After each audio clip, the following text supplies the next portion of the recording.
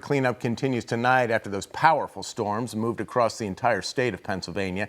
Now that the rain has finally moved on, people are getting a better idea of the damage left behind. Newswatch 16's Justin Gick live for us in Hughesville with a look at Muncie Creek tonight. Justin.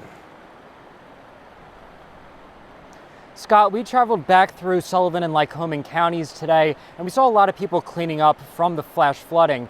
We stopped in Shrewsbury Township and spoke to one woman who was home at the time of the flooding and has now returned home to see what has happened. On Route 220 in Shrewsbury Township, PennDOT is busy clearing out the drainage ditches so the remaining floodwater from the flash floods can disappear. Crystal Callman lives right next to the road PennDOT is working on and was in her home with her family when the floodwaters appeared. It was nothing at first. We got a couple puddles like we always do, and then within 30 minutes to an hour we were completely surrounded. We had fire company in front of our house asking if we wanted to get out. Callman says it wasn't until she and her family lost power that they decided to leave their home.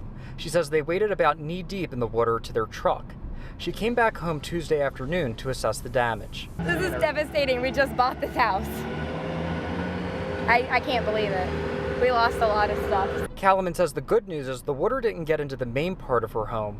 The yard and basement received the majority of damage. My dad came and pumped it out for us this morning, and my boyfriend's dad brought in another sub pump so we could get it out. So it's nothing right now, at least I don't think it was.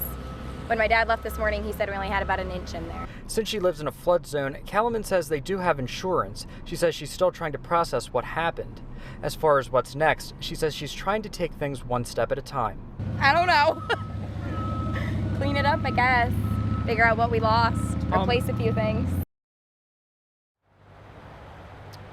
Now, Callman also told me that her son's sandbox floated away from its foundation. Scott, get this, they also had a chicken coop in the backyard, and that survived the flooding as well as the chickens. Now, Callman told me they were just floating in the coop.